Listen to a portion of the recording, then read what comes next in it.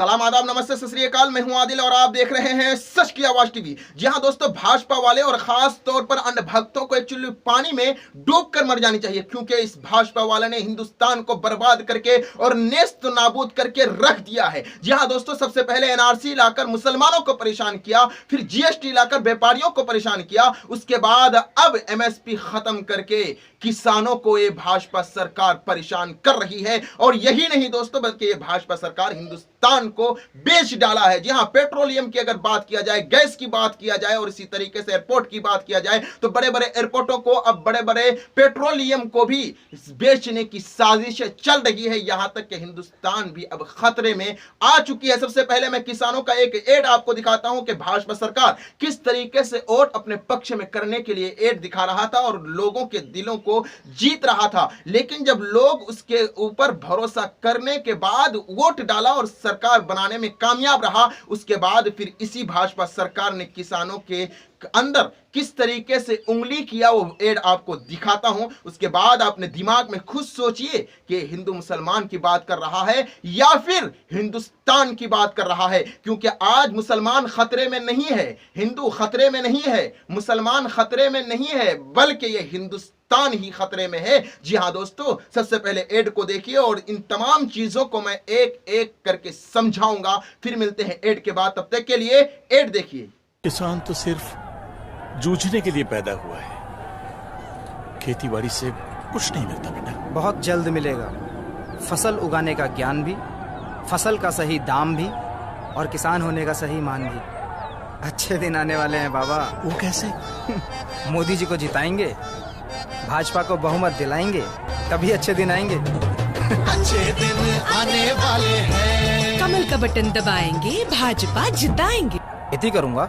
तो जी हाँ दोस्तों, जिस तरीके से आपने एड को देखा, अब जरा गौर कीजिए और अपने ठंडे दिमाग में सोचिए कि भाजपा सरकार एड किस तरीके से लगाया करते थे किसानों के दिलों को जीतने के लिए, भाजपा सरकार बनाने के लिए। लेकिन आज उसी सरकार ने किसानों के खिलाफ ऐसा कानून, ऐसा बिल पास किया कि किसान आज भूखे प्यासे मर रहे हैं, आंदोलन कर रहे हैं, उसके बावजूद भी यह सरकार किसानों की मांग को पूरी नहीं कर पा रही है। यह आखिर किसानों का बिल क्या है, इसको समझाने के लिए खास हमारी रिपोर्टिंग करने वाली उल्टा चश्मा की यह खास शो देखिए। ये है पार्ले जी का पैकेट।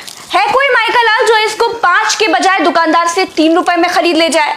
चाहे रखा रहे, चाहे सड़ जाए, चाहे चूहे को उतर जाए, लेकिन आप इस पार्ले जी के पैकेट को 5 रुपए से कम पर नहीं खरीद पाएंगे। इसको कहते हैं एमआरपी, यानी मैक्सिमम रिटेल प्राइस। यह है भारत में धन्ना सेठों के लिए सुविधा। और इसी देश में किसान का आलू 5 रुपए किलो भी मिलेगा और 1 रुपए किलो भी मिलेगा। सरकार किसानों के लिए तय करती है एमएसपी, यानी न्यूनतम यानी मिनिमम सपोर्ट प्राइस। सरकार कहने को मिनिमम सपोर्ट प्राइस किसानों के लिए घोषित करती है, लेकिन खुद भी किसानों से फसल नहीं खरीदती। किसान सरकारी दुकान पर ट्रॉली में लादकर गेहूं ले जाता है। अधिकारी कहता है बोरी नहीं है, कल आना। अगले दिन फिर जाता है, कहता है पल्लेदार नहीं है, कल आना। फिर कल जाता है तो अधिकारी कहता है कि गोदाम में जगह नहीं है, तो कल आना। किसान फिर कल जाता है, अधिकारी कहता है कि लोड करने वाला ट्रक नहीं आ पाया है, तुम ऐसा करना, कल आना। मतलब किसान को चग्गा बग्गा पढ़ाया जाता है, यानी किसान को पूरी तरह से टरकाया जाता रहता है। किसान आखिर में थक हार कर अपनी गेहूं से लदी ट्रॉली प्राइवेट मंडी में बेच देता है। अब देखिए, सरकारी दाम था 20 रुपए, किसान ने प्राइवेट लाला बनिया को बेचा 12 रुपए में, और जैसे ही किसान ने बेचा, एमएसपी वाले सरकारी अधिकारी ने लाला से खरीद लिया 13 रुपए में। अधिकारी ने 7 रुपए प्रति किलो पर घपला कर दिया, यानी किसान से ना लेकर लेवी में या सरकारी गोदाम में व्यापारी से लेकर फसल भर ली जाती है। बैठे बिठाए लाखों पीट लिए जाते हैं और किसान बेचारा मुंह ताकता रह जाता है, क्योंकि जिस ट्रॉली पर वो गेहूं लाद कर लाया है वो किराए की भी हो सकती है और फिर अपनी भी हो, तो बार बार लेवी यानी एफसीआई के गोदाम के चक्कर कैसे लगाए? उसको अगली फसल भी उगानी है। और इस तरह सरकारी एमएसपी से किसानों को लूटा जाता है, अधिकारी माला माल हो जाते हैं। इस देश में एमएसपी भ्रष्टाचार का वो दलदल है जहां सबसे ज्यादा भ्रष्टाचार होता है। मैं किसान की बेटी हूं, इसीलिए आपको बिल्कुल जमीनी चीज बता रही हूं। अच्छा, अब किसान और उद्योगपति में अंतर देखिए। पार्ले जी का प्राइस दुकानदार आपको बताता है 5 रुपए का है, लो या ना लो। किसान की फसल का दाम मंडी में खरीदने वाला तय करता है। वो किसान को ऑफर करता है, कहता है 5 रुपए दोगे, 50 रुपए का दोगे। बस यही कारण है किसानों की दुर्गति का। किसानों की फसल का रेट आप तय कर दीजिए। किसान का गेहूं 20 रुपए किलो बिकेगा, कोई कम पर खरीदेगा या ज्यादा पर बेचेगा तो जेल होगी। फिर देखिए किसानों की आय कैसे उनकी आमदनी दोगुनी हो जाती है। भारत कृषि प्रधान देश है, लेकिन भारत के किसानों को पता ही नहीं है कि इस बार धान 10 रुपए में बिकेगा या 20 रुपए में बिकेगा या फिर मंडी के बाहर फेंक कर वापस आना पड़ेगा। कृषि प्रधान देश में किसानों की छीछाले दर है। आप पार्ले जी वाले को कहिए कि बिस्कुट बनाइए और मंडी में बेचिए, देखिए भाग खड़ा होगा। इनके डीलर किसानों की तरह पेड़ों में लटके हुए मिलेंगे। अब बात उस कानून की भी कर लेते हैं जो किसानों के लिए बनाया गया है। 3 कानून बनाए गए हैं। पहला कानून है आवश्यक वस्तु भंडारण अधिनियम।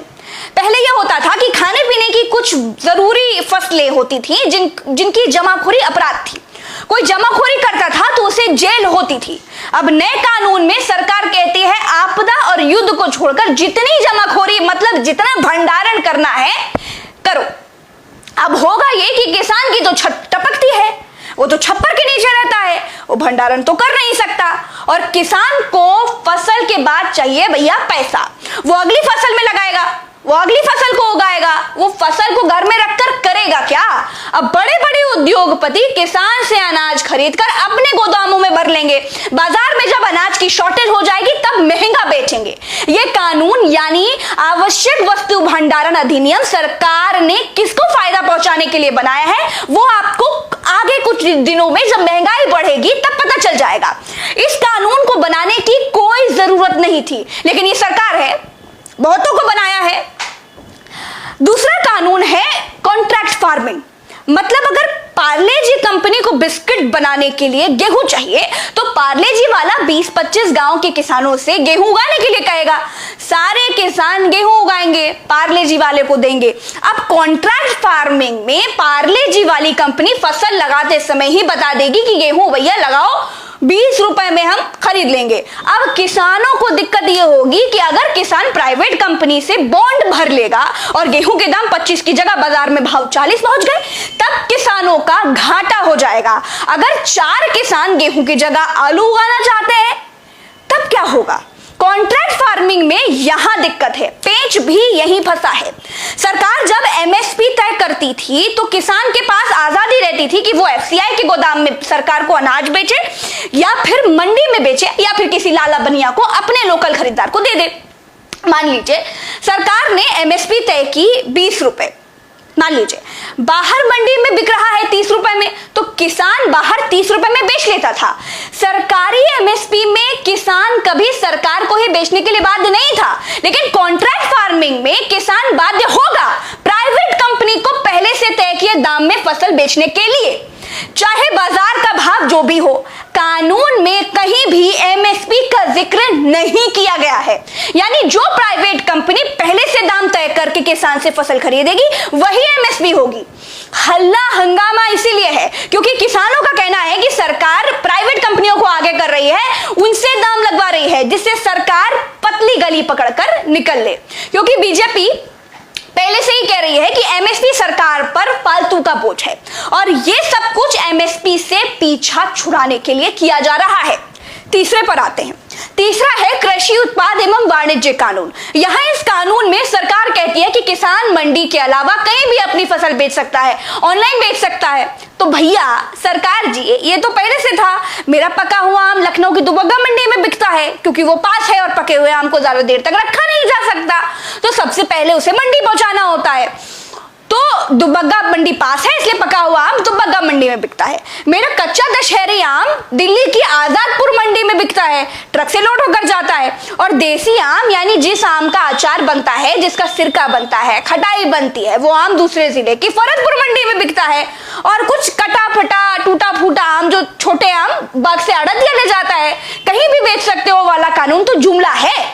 देखिए मेरी समझ से मैं अपने घर के व्यापार को जितना समझती हूं वो आपको समझा दिया, जितना इस कानून के बारे में पढ़ा वो आपको बता दिया। सरकारी गोदामों में एमएसपी घोषित होने के बाद किन किसानों की फसल आसानी से बिना बहानेबाजी के खरीद ली जाती है या नहीं खरीदी जाती है, वो लोग कमेंट करके बताएं। आज के लिए बस इतना ही। जय हिंद, नमस्कार। जहां सत्ते और पैसे की जोर पर सच और हक की आवाज को पस्त करने की कोशिश की जा रही हो, वहीं जरूरत है हक और सच की आवाज को बुलंद करने की। तो बने रहिए सच की आवाज टीवी में, सच सबसे पहले सुनने के लिए मेरे साथ।